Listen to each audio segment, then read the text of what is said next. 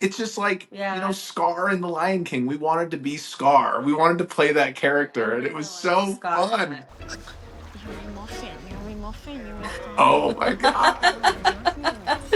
You are my I want mountain. it, but I just don't want you So to funny. sulk. Like I everyone's was watching so you. Like, get up. devastated Get here, up. and Gerline Like was so literally, sweet get to me. up. I was losing my. I was like, get the F up. Gerline wasn't on my team, I would have been out in like 3. Gerline was just there for us every time. She's like, take a breath, calm down. And she really kept the trains on the track. It's just, it's too bad we didn't get that finale. Kevin, Gerline, by a matter of mere minutes, you are the last team to arrive. I had this moment when we were leaving the museum where I was like, I think we're done.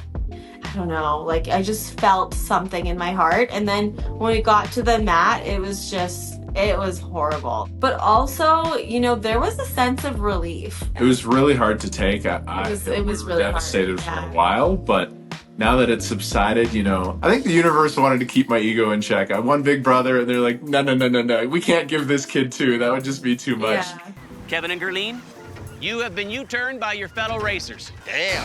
We've always been a little bit outcasts. We've been a little bit lone wolves, a little bit different in our lives. Yeah. And that's okay. Like, we didn't really jive with the group, and we caused a lot of waves, but our self-love is not based off the acceptance of others. When people watch us, I hope they take away, be bold, be outspoken, be willing to take up space and be seen and heard. I'm a middle child. I'm a daughter of immigrants. So I really overcame my own fears, and I hope other people who watch us, they're like, oh wow, what an inspiration. You can do hard things.